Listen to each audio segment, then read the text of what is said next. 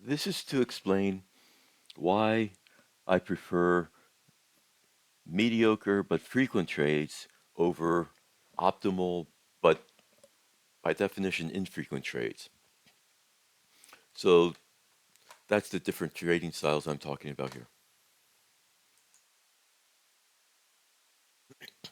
So this was triggered because there's a opinion within the trading world that I don't quite agree with, and that is you want things to be optimal.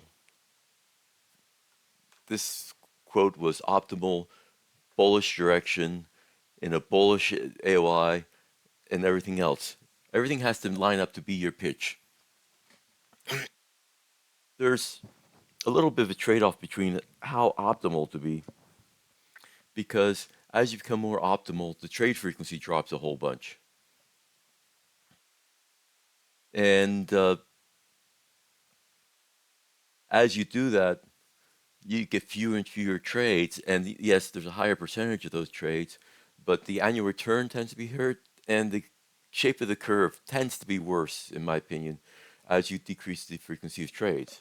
You definitely want trades, every trade to have a positive expectancy, but trying to make sure that it's like a 80% or a 90% type of trade, maybe for me, chasing the optimal too far down the curve.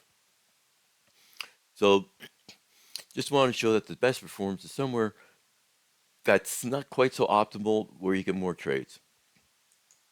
So I took two traders with different trade frequency that have the exact same expected annual return. One is two trades per month, 3-to-1 risk to reward ratio, win rate of 50%, risk of 1% because not a stellar trader, but a consistent trader. And so he has an expectancy of 24% for 2 years. I'm not increasing the risk size as the account increases. So it just goes linearly. The other trader is one who gets about one trade per day. That's about the present rate I think which I'm eking out already. And if he has a win rate of 35%, I mean, my win rate is all over the place somewhat right now. And it has a lower risk because he's not as skilled as the trader with 1%, so I put a quarter of a percent there. The expectancy per trade is zero point 0.4 instead of 1. And for 10 times as many trades, he gets the same expectancy. So I put together a little Excel spreadsheet here. And what it does is every time you hit F9, it gives you a different curve. And look at 25%. Who's closer to 25% all the time? Every time you hit F9, it gives you. This case was obviously one where the infrequent trader does a lot better and the frequent trader does a lot worse. But even though you have sometimes larger gains intra, these huge drawdowns are characteristic of being less frequent trader rather than a more frequent trader. With the more frequent trader, you definitely get more losing trades in a row, like here, but the total drawdown's less because he's using a lower risk percentage.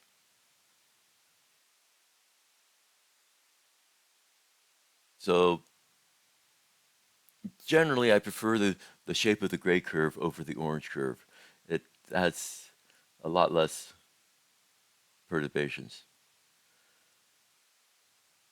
So let's go through and just keep on going until we get one that has a negative return for the 2 years despite the positive expectancy of 24%. See who gets negative first. Ah, that's zero expectancy. You've got these long drawdown periods.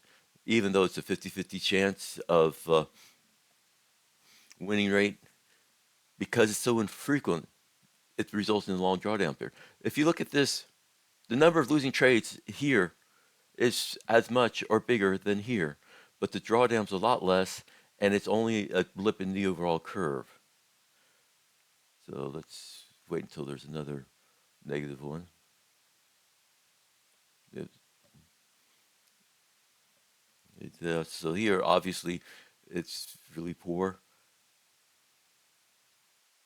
So let's go through, let's say about 10 and see what the worst of the gray is. 2, 3, 4, 0.15, 5, 6, 7, 8, 9, 10. 12% expectancy. I mean, 12% return, even though it's 24% expectancy. Let's go through 10 times of the opt the guy who goes for very optimal returns. 1, 2, 3, 4, 5, 6, 7, 8, 9, 10. Now,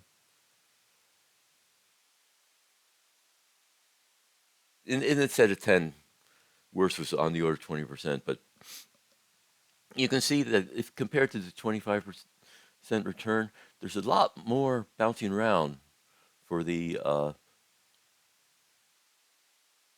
less frequent trader. Anyway, that's the main point I wanted to use to explain why I go for much less optimal trades, but want to have something that is moderately frequent trades with each one being a positive expectancy. I'll include this spreadsheet itself if I can. Thank you. Bye bye.